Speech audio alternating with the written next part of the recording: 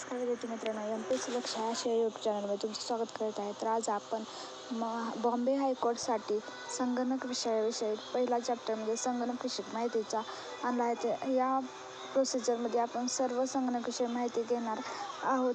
त्यासाठी व्हिडिओ शेवटपर्यंत नक्की पहा.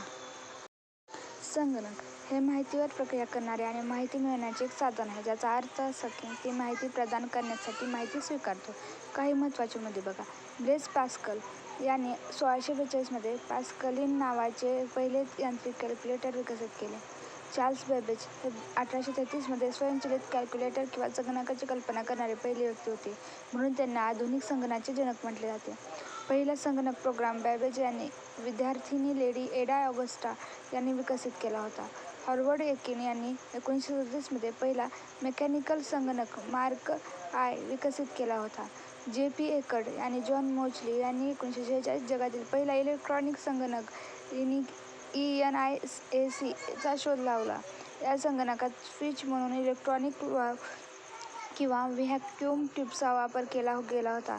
2 डिसेंबर हा संगणक दिवस म्हणून साजरा करतात. भारताने 1984 मध्ये नवीन संगणक धोरण जाहीर केले.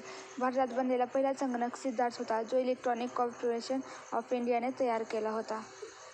संगणकाच्या पिढ्या बघा. पिढी पहिली 1940 ते 56 मुख्य घटक इलेक्ट्रॉनिक व्हॅक्यूम ट्यूब म्हणजे काही उदाहरणं दिलेली आहेत इथं. दुसरी पिढी 1957-63 ट्रान्झिस्टर आणि तिसरी पिढी 1965-71 इंटिग्रेटेड सर्किट.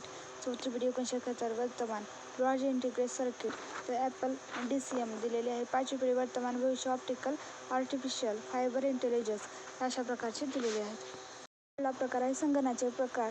मायक्रो कम्प्युटर बघा. याला PC किंवा पर्सनल कम्प्युटर म्हणून ओळखले जाते. घरगुती आणि कार्यालयीन कामासाठी याचा मोठ्या प्रमाणावर वापर केला जातो.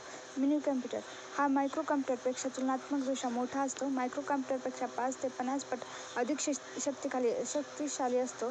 Main frame computer time sharing आणि मल्टीटास्किंग तंत्रज्ञान 100 पेक्षा जास्त लोक एकाच वेळी वेगवेगळ्या टर्मिनलवर यावर काम करू शकतात. सुपर कम्प्युटर बघा. हा अत्यंत शक्तिशाली, सर्वात महाग आणि सर्वात वेगवान संगणक आहे. अत्यंत जटिल कार्य अत्यंत वेगाने पार पाडण्यास हा सक्षम असतो. प्रकार आहे क्वांटम कम्प्युटर. या प्रकारच्या संगणकाचा विकास अंतिम टप्प्यात आहे. क्वांटम संगणकात बायनरी बिट्स जागी क्यूब-चा वापर केला जाईल. काही तथ्य बघा. जगातील पहिला सुपर कम्प्युटर CRAY-K1 आहे. जगातील पहिला डिजिटल कम्प्युटर ENIAC आहे म्हणजे ENIAC. बहुतेक सुपर कम्प्युटर लिनक्स एक ऑपरेटिंग सिस्टीमचा वापर करतात. व्यावहारिक डिजिटल संगणक ENIAC फॉरट्रन FORTRAN ही पहिली प्रोग्रामिंग भाषा आहे. प्रोलॉग ही संगणकाच्या 5व्या पिढीची भाषा आहे. परम हा धातूचा एक सुपर कम्प्युटर आहे. संगणकाचे संघटन एका संगणकात 3 मूलभूत घटकांमध्ये व्यवस्थित केले जाते: central processing unit, memory unit आणि इनपुट आउटपुट युनिट. या व्यतिरिक्त संगणकाचे प्रामुख्याने 2 भाग असतात: हार्डवेअर संगणक प्रणालीचे भौतिक भाग, सॉफ्टवेअर प्रोग्रामचा समूह. सेंट्रल प्रोसेसिंग युनिट याला संगणकाचा मेंदू म्हटले जाते म्हणजे CPU ला संगणकाचा मेंदू म्हटले जाते. हे सर्व आवश्यक गणना करते आणि डेटावर प्रक्रिया करते. हे मुख्य 3 घटकांमध्ये विभागले जाते: ALU arithmetic and logical unit, control unit आणि नोंदणी. अरिथमेटिक आणि लॉजिकल युनिट CPU ला दिलेल्या माहितीवर सर्व गणितीय आणि लॉजिकल तार्किक क्रिया करतो. नियंत्रण कक्ष मेमरीमधून सूचना प्राप्त करते आणि सूचनांनुसार ALU आणि संगणकाच्या इतर भागातील डेटाचा प्रवाह नियंत्रित करते. नोंदणी हे एक साठवण स्थान आहे ज्यामध्ये CPU वापरत असलेल्या सूचना किंवा डेटा असतात. एककाने 0 किंवा 1 बिट, 4 बिट्सचा 1 निबल, 8 बिट्सचा 1 बाइट, 1024 बाइटचा 1 किलोबाइट, 1024 KB चा 1 मेगाबाइट, 1024 MB चा 1 गीगाबाइट, 1024 GB चा 1 टेराबाइट, 1024 TB चा 1 पेटाबाइट, 1024 PB चा 1 एक्साबाइट, 1024 EB चा 1 झेटाबाइट आणि 1024 ZB चा 1 योटाबाइट. 1024 ZB चा 1 योटाबाइट. कंट्रोल युनिट मेमरीमधून सूचना प्राप्त करते आणि सूचनांनुसार ALU आणि संगणकाच्या इतर भागातील डेटाचा प्रवाह नियंत्रित करते. रजिस्टर हे एक साठवण स्थान आहे ज्यामध्ये CPU वापरत असलेल्या सूचना किंवा डेटा असतो. एकक 1024 YB 1 ब्रोटोबाइट आणि 1024 BB 1 जिओबाइट अशा प्रकारचे असते. मेमरी युनिट CPU डेटावर प्रक्रिया करण्यापूर्वी किंवा नंतर सर्व माहिती आणि डेटा साठवून ठेवले. मेमरी दोन प्रकारची असते, प्राथमिक मेमरी आणि दुय्यम मेमरी. प्राथमिक मेमरी बघा, याला वर्किंग मेमरी किंवा संगणकाची मुख्य मेमरी असे म्हटले जाते, कारण ती संगणकाचे थेट संवाद साधते.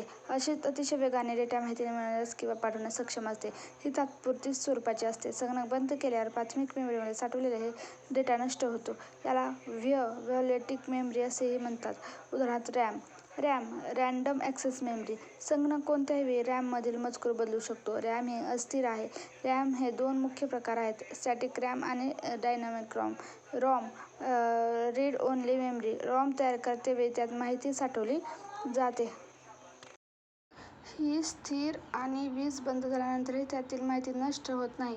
रॉमच्या प्रकारांमध्ये FP-ROM, EEPROM यांचा समावेश होतो.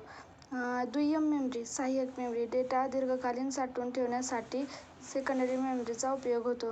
प्राथमिक मेमरीच्या तुलनेत ही खूप संथ गतीने काम करते. ही कायमस्वरूपी असते म्हणून याला नॉन-व्होलेटाईल मेमरी असे म्हणतात. हे बॅकअप स्टोरेज प्रदान करते. त्याची काही उदाहरणे आहेत, floppy disk, CD, DVD, memory file, USB pen अशा प्रकारच्या आहेत. इतर मेमरी प्रकार व्हर्च्युअल मेमरी आणि काही दुय्यम मेमरी उपकरणांमध्ये तथ्य आहेत. मॅग्नेटिक टेप सारखे अशा प्रकारची यामध्ये माहिती दिलेली आहे. नंतर बघा मॉनिटर. याला स्टँडर्ड आउटपुट डिव्हाइस म्हणून ओळखले जाते.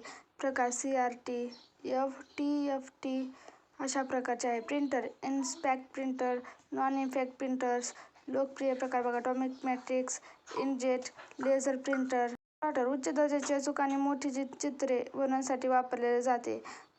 पॉइंट्स प्लग लावण्यासाठी जॅक किंवा पोर्ट्सचा उदाहरणार्थ USB, Ethernet, display port, serial port, parallel port. महत्त्वाचे वन-लाइनर आणि तथ्य आहेत. हार्डवेअर संगणक प्रणालीमध्ये भौतिक युनिट समावेश होतो. हे काही कीवर्ड्स आहेत. F12 फाइल सेव्ह ॲज करण्यासाठी. कर्सर+R मजकूर उजवीकडे आणण्यासाठी. Alt+Tab एका विंडोमधून दुसऱ्या विंडोमध्ये जाण्यासाठी. कर्सर+Y कृती पुन्हा करण्यासाठी. कर्सर+Z कृती मागे घेण्यासाठी. कर्सर+W कोणतीही उघडी विंडो बंद करण्यासाठी. कर्सर+X मजकूर कापण्यासाठी. कर्सर+V कॉपीकॅट केलेले मजकूर पेस्ट करण्यासाठी. कर्सर+S दस्तऐवज सुरक्षित सेव्ह करण्यासाठी. F7 व्याकरण तपासण्यासाठी. F2 नाव बदलण्यासाठी.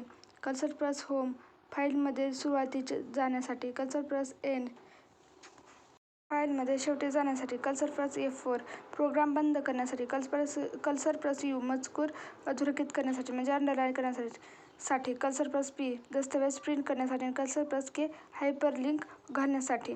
नंतर बघा शब्दावली आहे. ENIAC electronic numerical integrator and computer. अशा प्रकारचे काही त्याचे दिलेले आहेत. डेटा कच्चा माहिती, अर्थपूर्ण डेटा किंवा प्रोसेस केलेला डेटा, प्रोग्राम, सूचना आणि आदेश.